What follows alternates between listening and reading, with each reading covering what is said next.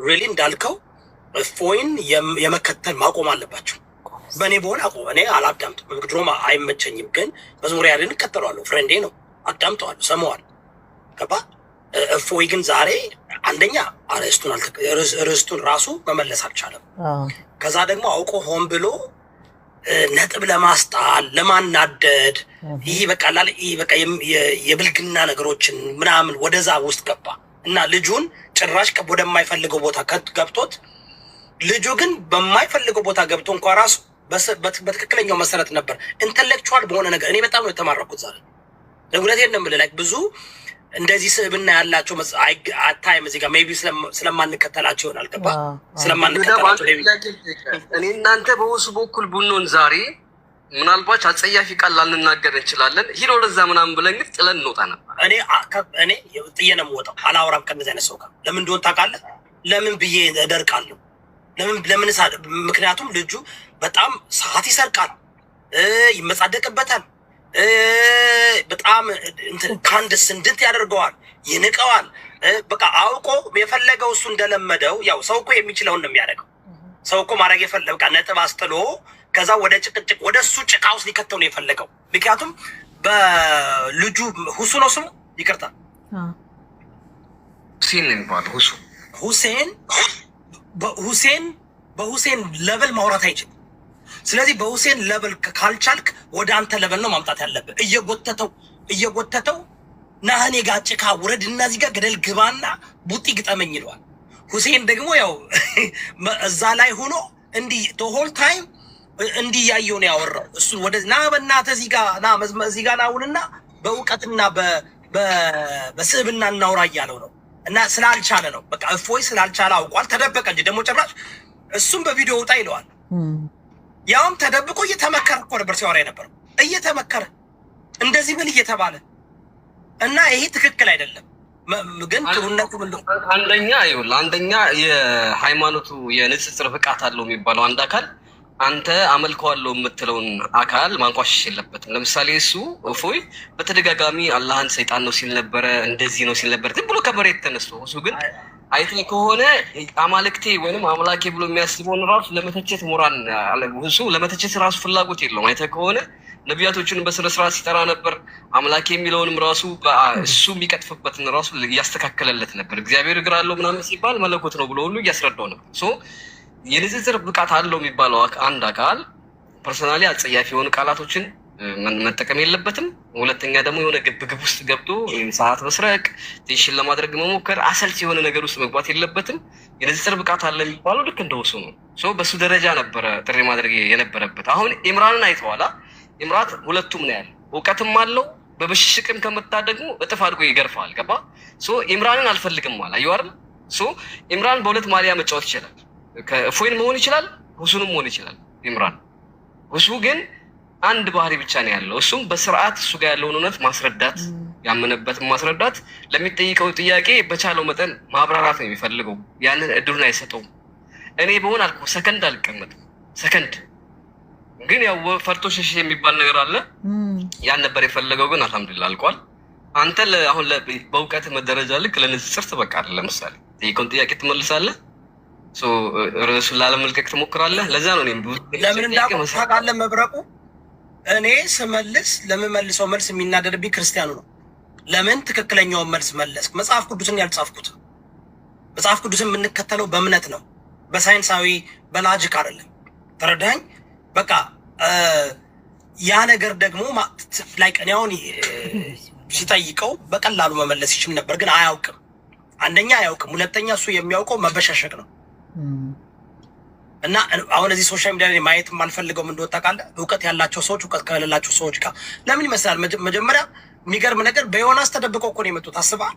ያዋረዳቸው የሰደባቸው ነፎይ እና መጀመሪያ አድቨርታይዝ ሲያደርጉ የነበሩት ይሄ ራሱ ምንድን ነው የሚያሳየው? እውነቴን ነው የምላችሁ ጋይስ፣ እምነትን በተመለከተ ለንጽጽር በምንመጣበት ጊዜ አንደኛ አነጻጻሪ፣ መጀመሪያ አነጻጻሪ ብሎ የሆነች ሴት ይዞ መጥተው ነበር። እንዴ በክርስትናም በእስልምናም ሴት ልጅ ታነጻጽር አትችልም። ይሄ ራሱ በቃ ታውቃለህ፣ በሁለቱም በኩል እኮ የሆነ እንትኑን የጠበቀ ቅድስናውን የጠበቀ መሆን አለበት አይደል? ያ እንደውም ልጅቷን አይታታል ከዚህ በፊት የሆነ ሳለ በዳው በዳት ምናምን እያለች ስታወራ ነበር። በክርስትና በእስልምና ሴት ልጅ አነጻጻሪ ልትሆን አትችልም። ይሄን እነፎይ ይዘውት የመጡትን ስትመለከት እሷንና ከዛ ደግሞ ዮናስን ይዘው መጡ። አንዴ ሙስሊም፣ አንዴ ጴንጤ፣ አንዴ ኦርቶዶክሱ ነው። ጀስት በቅርብ ጊዜ ጴንጤ የሆኑ ለ8 ወር ሲሰድባቸው የነበረውን ብሽሽቅ ነው የፈለጉት። ያ ደግሞ ተገቢ አይደለም፣ ጥሩ አይደለም። እኔ ለዚህ ነው የኦርቶዶክስ ተዋህዶ እምነት ተከታዮች ቤት አላችሁ፣ ብቃት ያላቸው ሰዎች አለው፣ እነሱን ተከተሉ፣ ከእነሱ ጋር ሁኑ። ለንጽጽር መቅረብ ካለበት ሁለቱን አነጻጻሪ ወይ በእነሱ ደረጃ እውቀት ያስፈልጋል ወይም ከእነሱ በላይ እውቀት ያስፈልገዋል። አነጻጻሪው አይደል ማረጋጋት እንዲችል። ይሁዳ ከቶፒኩ አንድ ጥያቄ ልጠይቅና ላቁም። ቶፒኩ ለምሳሌ እግዚአብሔር ነው ወይስ አላህ ነው በነቢያቶች የተሰበከው ነው አይደለም ቶፒኩ። እስኪ እፎይ ባደረገው የማብራሪያ በተሰጠው ደቂቃ ባብራራበት ሰዓት እስኪ የትኛውን ነብይ አንስቶ ስለ እግዚአብሔር የሰበከ ማስረጃ ያቀረበበትን ንገረኝ እስኪ። በክርስትና እስልምና ሳይሆን በክርስትና አንድም ነብይ እከሌ ምናምናም ብሎ በክርስትና ላይ ያሉ ነብያቶችን አንዱንም ነብይ አንስቶ አላብራራም። ምንድነው አይሻ እንደዚህ አለች፣ መሐመድ እንደዚህ አለ ምናምን፣ በቃ ሁሱን ቴንሽን ነው ማድረግ የፈለገው ማለት ማስቀየም ማለት ነው። ይህ አይሆንም። ከዚህ በኋላ ይህን ሁሉ ህዝብ የሚያስተምር አካል በስነ ምግባር የታነጸ አያርል አህላቅ የተሞላበት ሀታ ሌሎች እንኳን አስቀያሚ ንግግር ቢናገሩ መታገስ የሚችል ህዝቡን በስነ ስርዓት ማዳመጥ ስንት አባቶች አሉ አይደለም? እውቀት ያላቸው እኮ አሉ። ስትናገር ዝም ብለው አዳምጠው ጨርሰሃል ብለው በስነ ስርዓት የሚያስረዱ እነሱን አታመጡም እንዴ? ኦርቶዶክስ ተዋህዶ ትልቅም ትምህርትም ነው ዛሬ ወደፊት የምታመጧቸው ሰዎች ማወቅ አለባችሁ። በጣም ዛሬ እፎይ እውነን ለመናገር ኦርቶዶክስን አይወክልም፣ ግን ይወክላል ብላችሁ ካመጣችሁት ግን በጣም ተዋርዶ ነው የወጣው። አልቻለም፣ ምንም ነገር አያውቅም። የቻለውንና ያወቀውን ነገር አቅርቧል። አሮንቴኝ እኔ አጥጋቢ መልስ መልሷል ብዬ አላምንም። ለሁሴን በጣም አጥጋቢ መልስ መስጠት ይቻል ነበር። መልሱ ግን ላይወደው ይችላል፣ ላይስማማው ይችላል። ግን ይሄ እኔ እውነቴን ነው፣ የሰው ልጅ ከእውቀት በፊት የሚቀድመው ስብዕና ነው፣ ክብር ነው። በእግዚአብሔር አምሳያ የተፈጠረውን ሰው ንቀህ ስለ እግዚአብሔር ለሰው ልትነግር አትችልም። በቃ በእግዚአብሔር አምሳያ የተፈጠረውን ንቀህ እያዋረድክ ስለ እግዚአብሔር ለዛ ሰው ልትነግረው አትችልም። እና እፎይ ምናልባት ይሄ ለአንተ ትልቅ ትምህርት ቢሆነው ጥሩ ነው ብዬ አስባለሁ። ቫሊ እንዴት ነህ? ታፕታፕና ኮፒ ሊንክ አድርጉ ፕሊዝ ጋይስ፣ ከቻላችሁ ማለት ነው።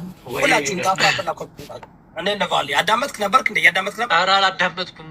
ምን ነበር? አይ በቃ ካላዳመጥ አምልጠዋል። በጣም ደቂቃን ሙሉ የተዋለበት 70 ሺህ በዚህኛው ሳይድ 80 ሺህ በዚህኛው ሳይድ ሆኖ እፎይ የሚባል እና ሁሴን ኡስታዝ ሁሴን ተገናኝተው ጥሩ ውይይት አድርገው ነበር። ግን ብታዳምጥ ጥሩ ነበር። በቃ ታደንቀው ነበር። ሁሴን የሚባለው ልጅ አዳምጬዋለሁ። የተወሰነ ጊዜ ያነባል። በጣም ጎበዝ ይመስለኛል። ይሄ በጣም ጎበዝ ነው። በጣም ስብናው በጣም ጥያቄዎቹ ራሱ በጣም አሁን ብዙ ክርስቲያኖች እኔ አልመልስም፣ ለምን እኔ አውቀዋለሁ መልሱ፣ ግን እኔ ዝም ነው የምለው። እናንተ መልሱ፣ እኔ ማየት እፈልጋለሁ። ሁሴን ችግሩ ምን አለ መሰለህ ዩራ፣ አሁን ለምሳሌ ክርስትናና እስልምና ላይ ሁለቱ የተለያዩ ናቸው አይደል? ሁለቱም የተለያዩ መጽሐፍ ነው ያላቸው። ገብቶሃል? ክርስትና የምትመልሰው በክርስትና እስልምናን የምትመልሰው በእነሱ ቁራን መሰረት ነው እንጂ በቁራን መሰረት ባይብልን መመለስ አይችልም።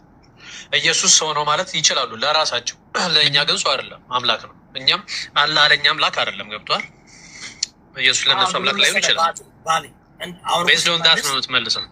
አሁን እኮ በመጽሐፍ ቅዱስ መመለስ እኮ ያውቃል። አሁን እኮ በቁርአን መልስልኝ አላለው።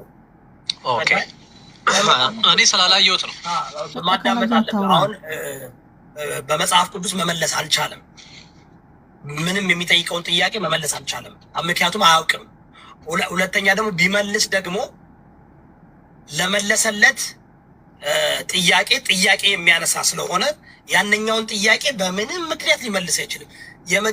ፎሎ አፕ ጥያቄ አለ አይደል? ታውቃላችሁ በንጽጽር የመጀመሪያው ጥያቄ እንትን ነው፣ ወጥመድ ነው፣ አጥመጃ ነው።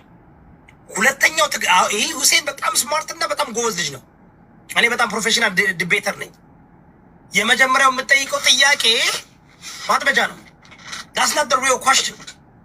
ያንን ጥያቄ ሲመልስ ሁለተኛውን ጥያቄ ሲጠይቀው በቃ መመለስ አይችልም። ምክንያቱም ከመለስ የመጀመሪያውን ከመለሰ ለሁለተኛው ጥያቄ መልስ አልሬዲ ወጥመድ ውስጥ ገብቷልኝ። በቃ እንደ አንገቷ እንደተያዘች ዶሮ እንደተቆረጠ ዶሮ መንፈራፈር ነው። ማውሸት እኮ አይጠበቅብህም።